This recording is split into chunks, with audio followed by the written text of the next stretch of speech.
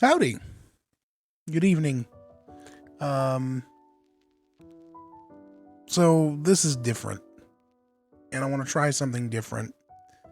Oh Jesus, it's got me set up wrong. There we go. There we go. Let's update that real quick. So hi. Good evening. I've got, as you can see, we're on ZOS here, and we're just reading a book tonight. I figured it'd be nice for anybody who's having a bit of trouble sleeping. It's about 9:40-ish. I imagine the kids are down to bed.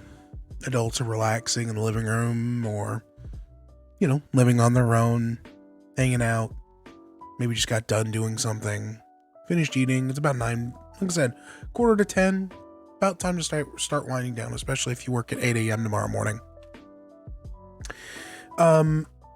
I have an overabundance of books in my house, and not in a good way. I buy books because they look neat, not because I intend to ever read them. So with that in mind, what I thought I might do is I thought I might go ahead and give a shot reading some of these books that I thought would be interesting. I've got 2 on cats that I think we'll start with. Hey Ryan, how's it going?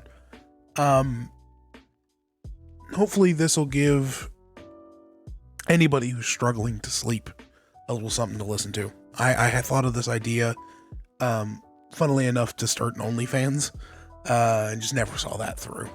So I think this is a little bit more accessible. Like I said, we're on ZOS. Tonight we are reading Dewey, the small town library cat who touched the world. Got this at a Goodwill for 25 cents. So we're gonna start with this tonight, and hopefully my voice isn't too terrible or too squeaky or anything like that. That it gives us enough to go on and isn't gonna distract you from sleeping. I'm gonna get to our first chapter. There's an introduction forward that I'm not gonna read. Chapter 1.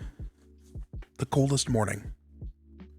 January 18th, 1988 was a bitterly cold Iowa Monday. The night before, the temperature had reached minus 15 degrees, and that didn't take into account the wind, which cut under your coat and squeezed your bones. It was a killing freeze, the kind that made it almost painful to breathe. The problem with flat land, as all of Iowa knows, is that there's nothing to stop the weather. It blows out of Canada, across the Dakotas, and straight into town. The first bridge in Spencer across the Little Sioux, built in the late 1800s, had to be taken down because the river became so jammed with ice, everyone worried the pylons would collapse. When the town water tower burned down in 1893, the straw packing used to keep the riser pipe from freezing caught fire, and all the nearby fire hydrants were frozen solid.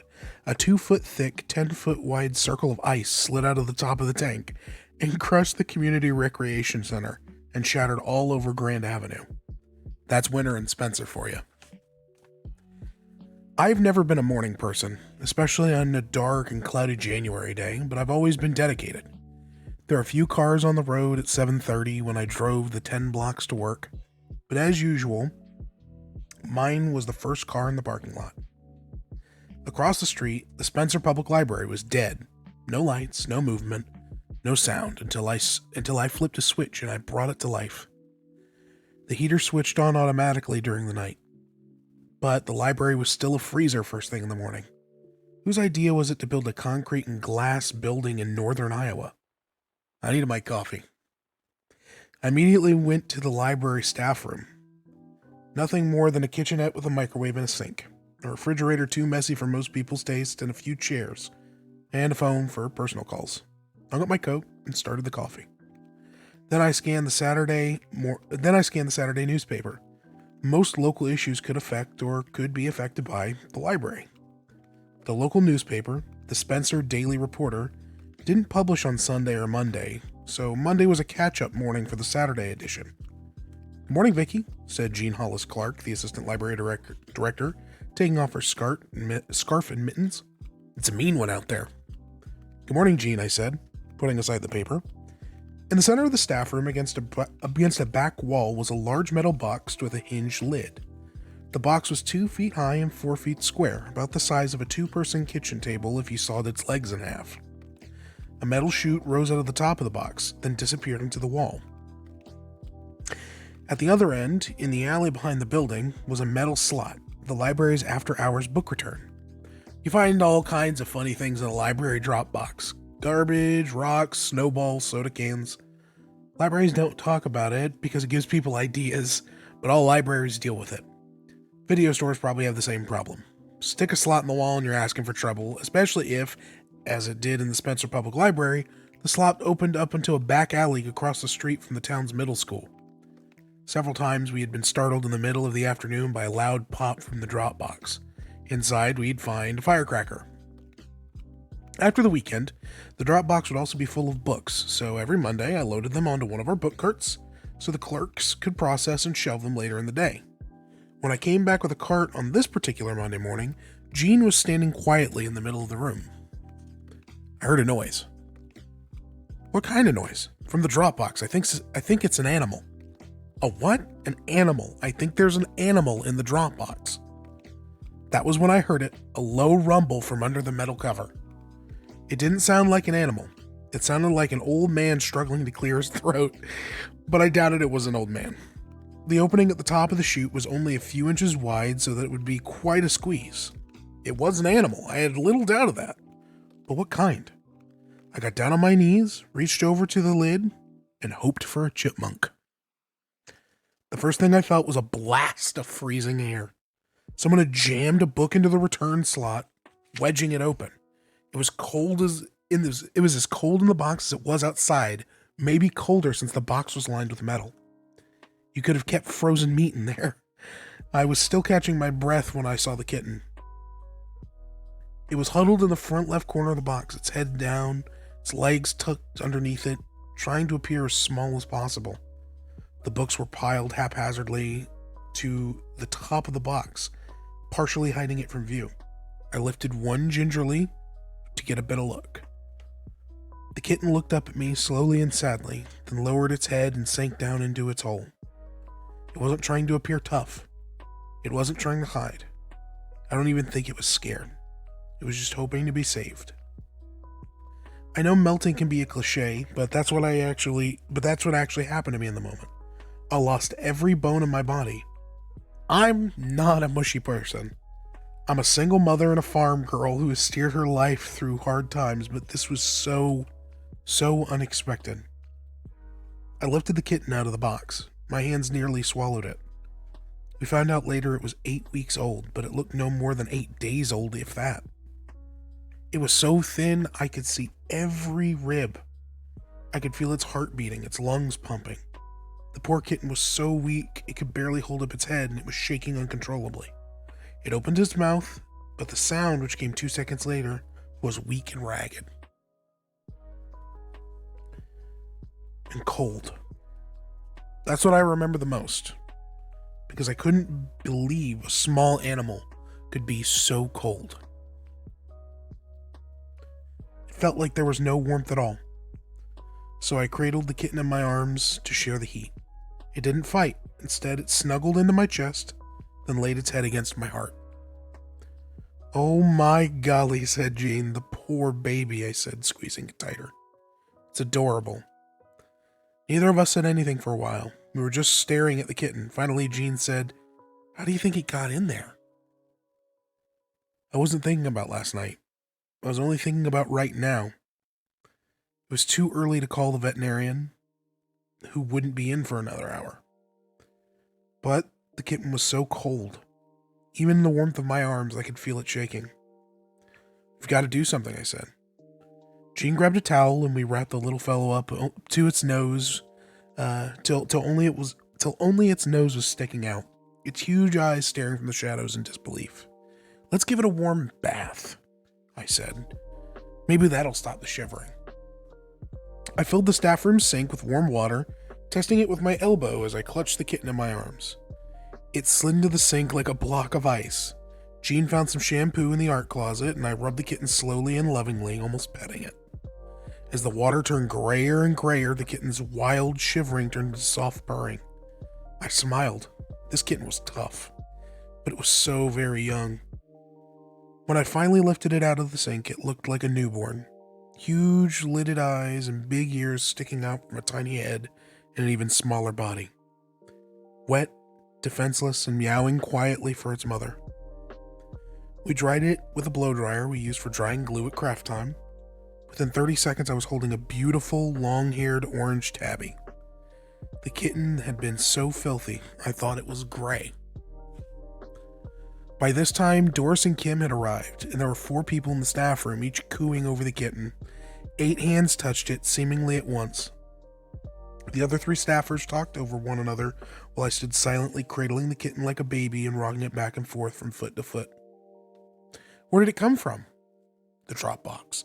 No. Is it a boy or a girl? I glanced up. They were all looking at me. A boy, I said. He's beautiful. How old is he? How did he get in a box? I wasn't listening. I only had eyes for the kitten. It's so cold. Bitterly cold. The coldest morning of the year. A pause, then someone must have put him in the box. That's awful. Maybe they were trying to save him from the cold. I don't know. He's so helpless. He's so young. He's so beautiful. Always breaking my heart. I put him down on the table. The poor kitten could barely stand. The pads on all 4 of his paws were frostbitten, and over the next week they would turn white and peel off. And yet, the kitten managed to do something truly amazing. He steadied himself on the table and slowly looked up into each face. Then he began to hobble.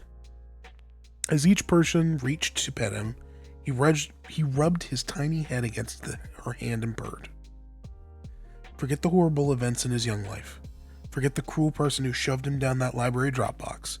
It was as if, from that moment on, he wanted to personally thank every person he ever met for saving his life.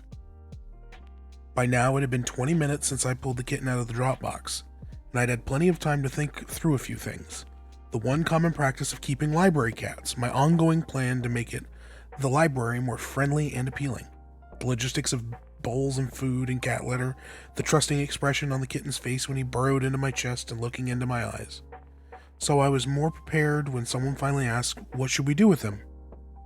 "Well," I said as if the thought just occurred to me, "maybe we can keep him." And that's chapter 1. I'm going to go ahead and read chapter 2. We'll see how far we get. Chapter 2. A perfect addition. The most amazing thing about the kitten was how happy he was that first day. Oh, and before I keep going too far, there is actually a picture of Dewey in the book. He's adorable. The most amazing thing about the kitten was how happy he was that first day. Here he was in a new environment, surrounded by eager strangers who wanted nothing more than to squeeze him, fondle him, and coo over him as he was perfectly calm. No matter how many times we passed him from hand to hand, no matter what position we held him in, he was never jumpy or fidgety. He never tried to bite or get away. Instead, he just melted into each person's arms and stared up at their eyes. And that was no small feat, because we didn't leave him alone for a second. If someone had set him down, for instance, because there was some actual work to do, there was always at least 5 sets of hands ready to grab him, hold him, and love him. In fact, when I set him down at closing time for that first night, I had to watch him for 5 minutes to make sure he could totter all the way to his food dish and his litter box. I don't think his poor frostbitten feet had touched the ground at all that day. The next morning, Doris Armstrong brought in a warm pink blanket. Doris was the grandparent on staff, our mother hen. We all watched as she bent down and scratched the kitten under her chin, then folded the blanket and put it in the cardboard box. The kitten stepped gingerly into the box and curled its legs underneath its body for warmth. His eyes closed in blissful contentment, but he only had a few seconds to rest before someone snatched him up and wrapped him in their arms. A few seconds, but it was enough. The staff had been polarized for years. Now we were all making accommodations, coming together as a family, and the kitten was clearly happy to call the library home. It wasn't until the second morning that we finally shared our little guy with someone outside the staff. That person was Mary Houston, Spencer's local historian and member of the library board. The staff may already have accepted the kitten, but keeping him wasn't our major decision. The previous day I had called the mayor, Squeege Chapman. That can't be real. That can't be a real name. Squeege Chapman. Squeege Chapman, who was in his last month in office. As I suspected, he didn't care. Squeege wasn't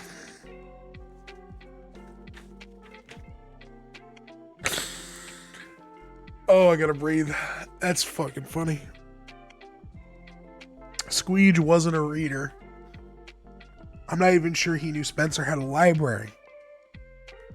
The city attorney, my second call, didn't know any statutes barring animals from the library and didn't feel compelled to spend time looking for one. Good enough for me. The library board, a panel of citizens appointed by the mayor to oversee the library, had the final say. They didn't object to the idea of a library cat, but I can't say they were enthusiastic. Their response was more of a let's give it a try than heck yeah, we're behind you 100%. That's why meeting a board member like Mary was so important. Agreeing to have an animal in the library was one thing. Agreeing on this animal was another. You can't just put any cute cat in a library. If he's not friendly, he's gonna make enemies. If he's too shy or scared, nobody will stand up for him. If he's not patient, he's going to bite. If he's too rambunctious, he's going to make a mess. And above all, he has to love being around people, and he has to make those people love him back. In short, it has to be the right cat. There is a Chapman Holdings that sells squeegees. I swear to God. Yeah. So I imagine that's a stand-in name or a nickname, Squeege. What town is this? I want to know. Spencer, Iowa Chapman, maybe? I don't know. I had no doubt about our boy. From the moment he looked up into my eyes that first morning, so calm and content, I knew he was right for the library. There wasn't a flutter in his heart as I held him in my arms. There wasn't a moment of complete panic in his eyes. He trusted me completely. He trusted everyone on the staff completely. That's what made him so special, this complete and unabashed trust. And because of it, I trusted him too. But that doesn't mean I wasn't a little apprehensive when I motioned Mary into the staff area. As I took the kitten in my arms and turned to face her, I felt a flutter in my heart, a moment of doubt. When the kitten had looked into my eyes, something else had happened too. We had made a connection. He was more than just a cat to me. It had only been a day, but already I couldn't stand the thought of being without him. There he is, Mary exclaimed with a smile. I held him a little more tightly as she reached out to pet him on the top of the head, but Dewey didn't even stiffen. Instead, he outstretched his neck to sniff her hand. Oh my, Mary said. He's handsome. Handsome. I heard it over and over again in the next few days because there was no other way to describe him. This was a handsome cat. His coat was a mix of vibrant orange and white with subtle darker stripes. It grew longer as he got older, but as a kitten it was thick and stylishly long around his neck. A lot of cats have pointy noses or their mouths just stick out a bit too far, or they're lopsided, but this kitten's face was perfectly proportioned. And his eyes, those huge golden eyes. But it wasn't just his looks that made him beautiful. It was also his personality. If you cared at all about cats, you just had to hold him. There was something in his face, in the way that he looked at you, that called out for love. He likes to be cradled, I said, gently sliding him into Mary's arms. No, on his back. That's right, like a baby. A 1-pound baby. I don't even think he weighs that much. The kitten shook his tail and nestled down into Mary's arms. He didn't just trust the library staff instinctively. It turned out he trusted everyone. Oh, Vicky, Mary said. He's adorable. What's his name? We're calling him Dewey, after Melville Dewey, but we haven't really decided on a name yet. Hi, Dewey. Do you like the library? Dewey stared into Mary's face, then pushed his head against her arm. Mary looked up with a smile. I could hold him all day. But of course she didn't. She put Dewey back into my arms, and I took him around the corner. The entire staff was waiting for us. That went well, I said. 1 down, 10,000 to go. Slowly we started introducing Dewey into a few regulars known to love cats. He was still weak, so we passed him directly to their arms. Marcy and Mucky came in the same second day, instantly smitten. Mike Bear and his wife Peg loved him. This is a great idea, they said, which was nice to hear since Mike was on the library board. Pat Jones and Judy Johnson thought he was adorable. Actually, there are 4 Judy Johnsons in Spencer. 2 are regular library users, and both were Dewey fans. How big is a town of 10,000 people? Big enough to have 4 Judy Johnsons, 3 furniture stores, 2 commercial streets with stoplights, but only 1 mansion. Everyone just calls it the mansion. Typical Iowa. No fuss, no bother, just the facts. A week later, Dewey's story ran the front page of the Spencer Daily Reporter under the headline, "Perfect Addition Made to Spencer Library." The article, which took up half the page, told the story of Dewey's miraculous rescue and was accompanied by a color photograph of a tiny orange kitten staring shyly but confidently into the camera atop an old-fashioned pull drawer card catalog. Publicity is a dangerous thing for a week. Publicity is a dangerous thing. For a week, Dewey had been a secret between the library staff and a few select patrons. If you didn't come into the library, you didn't know about him. Now everyone in town knew. Most people, even library regulars, didn't give Dewey a second thought.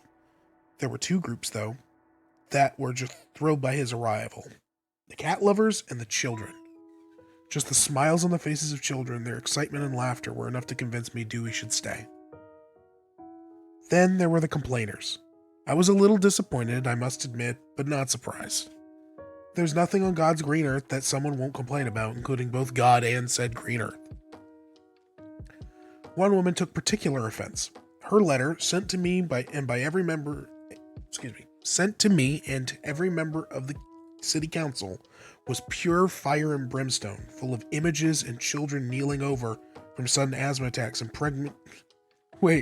was pure fire and brimstone, full of images of children keeling over from sudden asthma attacks and pregnant mothers spontaneously miscarrying when exposed to kitty litter.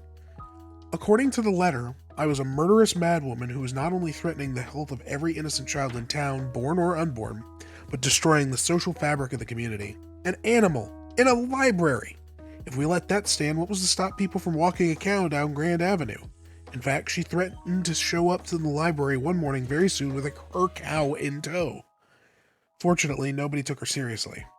I have no doubt she spoke for others in the community in her overblown way, but general anger wasn't my concern. None of those people, as far as I could tell, ever visited the library. Far more important to me, though, were the worried phone calls. My child has allergies. What am I going to do? He loves the library, one woman said.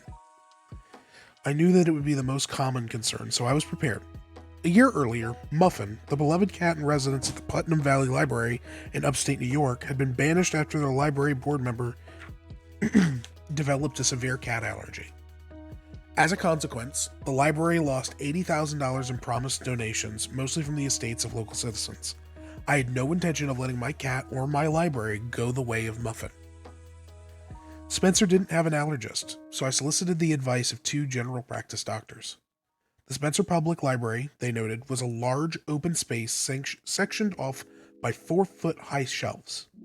The staff area, my office, and the supply closets were enclosed by a temporary wall, leaving 6 feet open to the ceiling. There were 2 door-size openings in that wall, and since neither had a door, they were always accessible.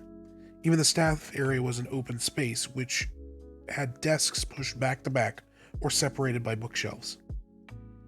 Not only did this layout allow Dewey easy access to the safety of the staff area at all times, but the doctors assure me it would also prevent the buildup of dander and hair.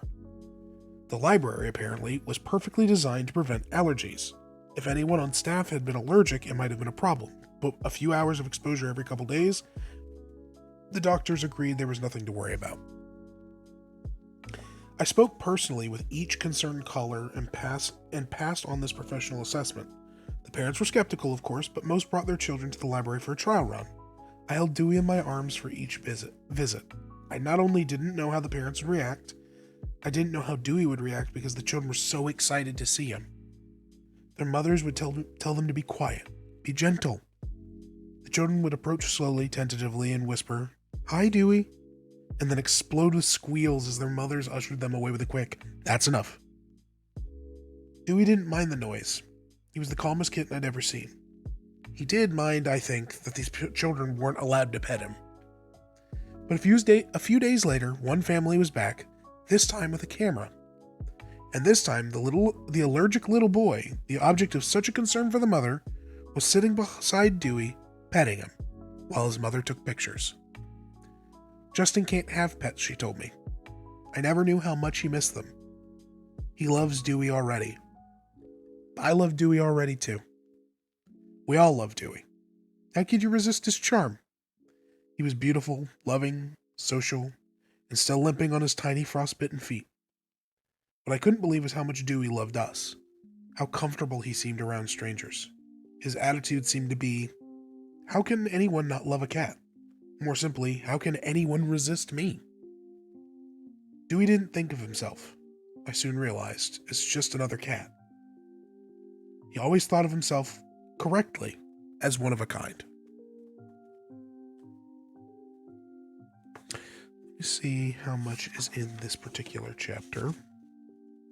I think we might be able to, we can squeeze one more.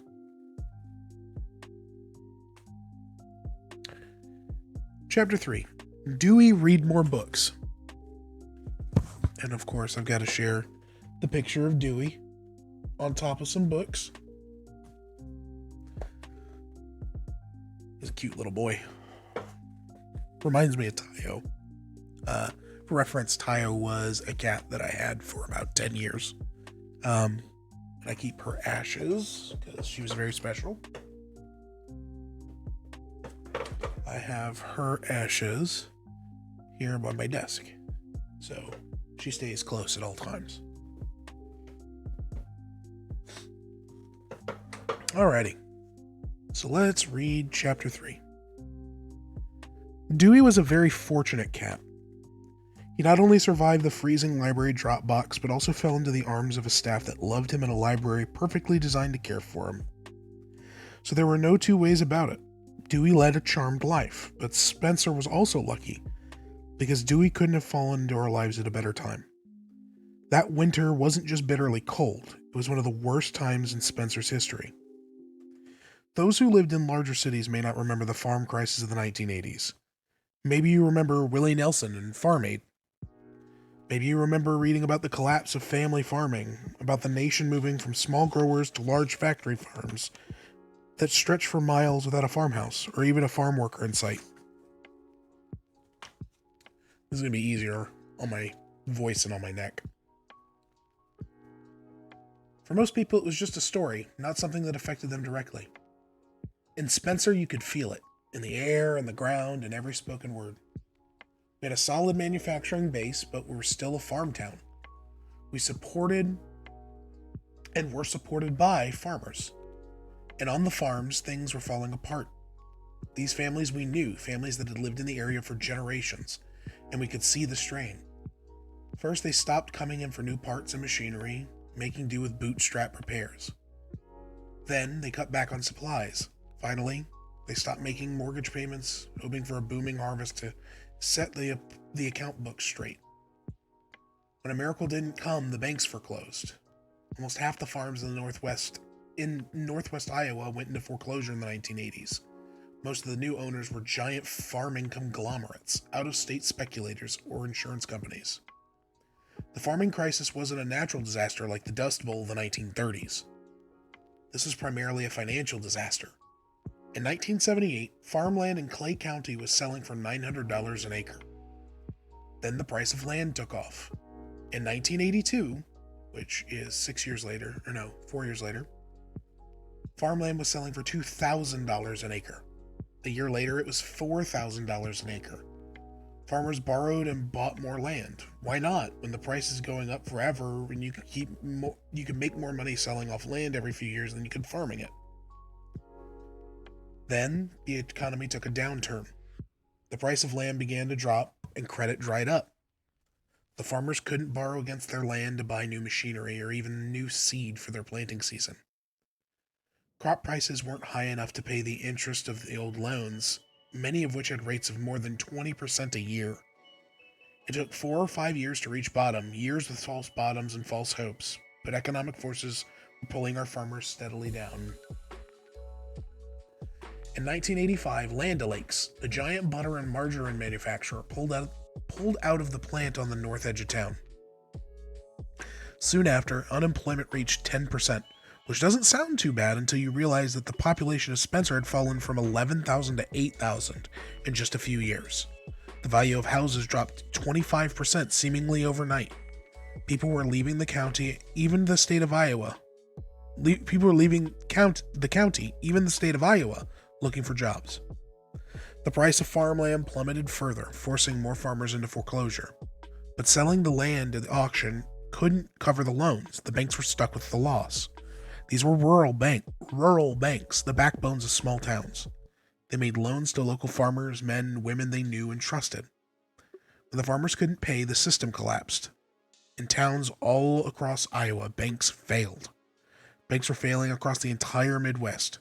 The savings and loan in Spencer was sold to outsiders for pennies on the dollar, and the new owners didn't want to make new loans. Economic development stalled. As late as 1989, there wasn't a single housing permit issued by the city of Spencer. Not one. Nobody wanted to put money into a dying town. Every Christmas, Spencer had a Santa Claus. The retailers sponsored a raffle and gave away a trip to Hawaii. In 1979, there wasn't a vacant storefront in town for Santa to set a shop up in. In 1985, there were 25 empty storefronts downtown, a 30% vacancy rate. No trip to Hawaii was offered. Santa barely made it into town. There was a running joke. The last store owner of downtown Spencer, please turn off the lights. The library did what it could. When Land O'Lakes skipped town, we set up a job bank that contained all our job listings and books on job skills, job descriptions, and technical training. We set up a computer so local men and women could create resumes and cover letters. This is the first computer most of these people had ever seen. It was almost depressing how many people used the job bank. And if it was depressing for an employed librarian, just think how depressing it was for a laid-off factory worker, bankrupt small business owner, or out-of-work farmhand. One moment.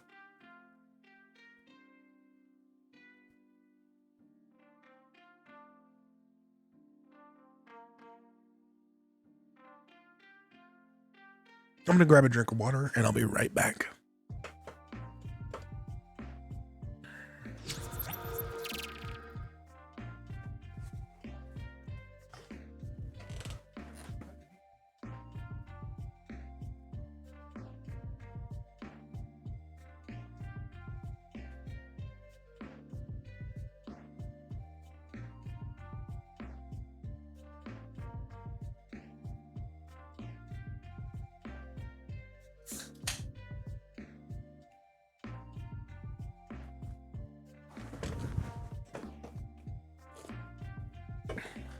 All right.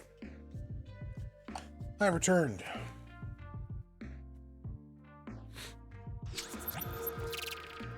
Welcome back to ZOS. Where was I? Right.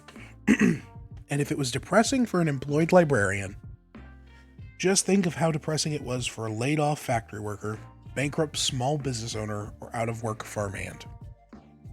Then, into our laps fell Dewey. I don't want to make too much of this one turn of events, because Dewey didn't put food on anyone's table. He didn't create jobs. He didn't turn our economy around. But one of the worst things about bad times is the effect on your mind. Bad times drain you of energy. They occupy your thoughts. They taint everything in your life. Bad news is as poisonous as bad bread. At the very least, Dewey was a distraction. But he was so much more. Dewey's story resonated with the people of Spencer. We identified with it. Hadn't we all been shoved down the library drop box by the banks, by outside economic forces, by the rest of America which ate our food but didn't care about the people who grew it? Here was an alley cat, left for dead in a freezing drop box, terrified, alone, and clinging to life. He made it through that dark night and that terrible event turned out to be the best thing that ever happened to him. He never lost his trust, no matter what the circumstances, or his appreciation for life. He was humble. Maybe humble isn't the right word. He was a cat after all, but he wasn't arrogant. He was confident. Maybe it was the confidence of the near-death survivor, the serenity you find when you've been to the end, beyond hope, and made it back. All I knew was that from the moment we found him, Dewey believed everything was going to be fine. And when he was around, he made others believe that too. It took him 10 days to get healthy enough to explore the library on his own, and once he did it, it was clear he had no interest in books, shelves, or other inanimate objects. His interest was people. If there was a patron in the library, he'd walk straight up to him, still slow on his sore feet but no longer hobbling, and jump up onto his lap. More often than not, he was pushed away, but rejection never deterred him. Dewey kept jumping, kept looking for laps to lie in and hands to pet him, and things started to change. I noticed it first with the older patrons, who often came to the library to flip through magazines or browse the books. Once Dewey started spending time with them, they showed up more frequently and stayed longer. A few seemed better dressed, with more care given to their appearance. They'd always been giving the staff a friendly wave or good morning, but now they engaged us in conversation. And that conversation was usually about Dewey. They couldn't get enough Dewey stories. They weren't just killing time now, they were visiting friends. One older man in particular came in the same time every morning, sat in the same big, comfortable chair, and read the newspaper. His wife had recently died, and I knew he was lonely. I didn't expect him to be a cat person, but from the first moment Dewey climbed into his lap, the man was beaming. Suddenly he wasn't reading the newspaper alone. "Are you happy here, Dewey?" the man would ask every morning as he petted his new friend. Dewey would shut his eyes and more often than not, drop off to sleep. And then there was the man at the job bank. I didn't know him personally, but I knew his type. Proud, hardworking, resilient, and I knew he was suffering. He was from Spencer, like most of the men who had used the job bank. A laborer, not a farmer. His job hunting outfit, like his former work outfit, was jeans and a standard issue shirt, and he never used the computer. He studied the resume books, he looked through our job listings, he never asked for help. He was quiet, steady, unflappable. But as the weeks passed, I could see the strain in the hunch of his back and deepening lines on his always clean-shaven face. Every morning, Dewey approached him, but the man always pushed him away. Then one day I saw Dewey sitting on his lap, and for the first time in weeks, the man was smiling. He was still bent, and there was still sadness in his eyes, but he was smiling. Maybe Dewey couldn't give much, but in the winter of 1988, he gave exactly what Spencer needed. So I gave our kitten to the community. The staff understood. He wasn't our cat, not really. He belonged to the patrons of the Spencer Public Library. I put a box by the front door, right next to the job bank, and told people, "You know the cat who sits on your lap and helps you with your resume? The one who reads the newspaper with you? Who steals the lipstick out of your purse and helps you find the fiction section? Well, he's your cat, and I want you to help name him." I'd only been the library director for 6 months, so I was still enthusiastic about contests. Every few weeks, we put a box in the lobby, made an announcement on the local radio station, offered a prize for the winning entry, and tried to stoke interest in the latest bit of library news. A good contest with a good prize might draw 50 entries. If the prize was expensive, like a television set, we might scrape up 70. Usually we got about 25. Our Name the Kitty contest, which wasn't mentioned on radio because I only wanted regular patrons to participate, and which didn't even offer a prize, received 397 entries. 397 entries. That's when I realized the library had stumbled onto something important. Community interest in Dewey was off of all of our charts. Lasagna-loving Garfield was at the height of his popularity, so Garfield was a popular choice. There were a couple votes for Tigger. Tigger was almost as popular. Morris was another multiple vote getter after the 9 Lives spokes cat. And even cultural blips like Elf, a cuddly alien puppet with his own television show, and Spuds after Spuds McKenzie, the hard-drinking party dog of a beer commercial fame, received votes. There were even a few mean-spirited entries like Fleabag, some that tripped over a thin line between clever and weird, like Cat Gang Amadeus Taffy, a sudden sweet tooth, Lady Books, an odd name for a male cat, Hop Snopper, Boxcar, and Nukester. But by far the most entries, more than 50, were for Dewey. Apparently the patrons had already grown attached to this kitten, and they didn't want him to change. Not even his name, and to be honest, the staff didn't. We too had grown attached to Dewey, just the way he was. Still, the name needed something. Our best option, we decided, was to think of a last name. Mary Walk, our children's librarian, suggested Readmore. A commercial running during Saturday morning cartoons. This was back when cartoons were only for children and showed only on noon before Saturdays, or showed only before noon on Saturdays, featured a cartoon cat named O.G. Readmore, who encouraged kids to read a book and take a look at the TV in your head. I'm sure that's where the name came from. Dewey Readmore. Close, but not quite. I suggested the last name Books. Dewey Readmore Books. One name for librarians who live by the Dewey Decimal System. One for the children. One for everyone. Dewey Readmore Books. A challenge. A name put us all in the mood to learn. The whole town was going to be well-read and well-informed in no time. Dewey Readmore Books. 3 names for our regal, confident, beautiful cat. I'm sure we would have named him Sir Dewey Readmore Books if we had thought of it, but we were not only librarians, we were from Iowa. We didn't stand on pomp and circumstance, and neither did Dewey. He always just went by his first name or, occasionally, just the Dew. And that was chapter 1 through 3.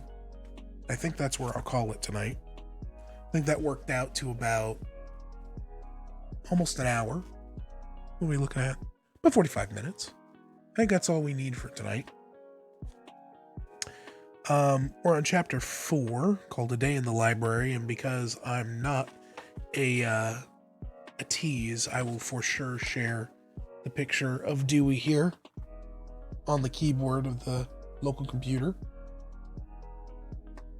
He's a little man, little guy.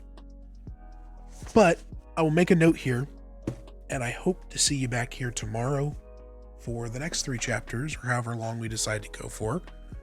But hopefully this was something to kind of get you winding down for the night, get you relaxed, get you chilled out, and if you need anything, or if you have any requests, I've got links on my Twitch channel. There are places you can go to make suggestions. Should have an email if you're curious, or show up next time and give me some suggestions. But with all that being said, take care of yourself, take care of you, and make sure that you treat everybody with kindness as well as yourself. Y'all have a good night, and thanks for watching.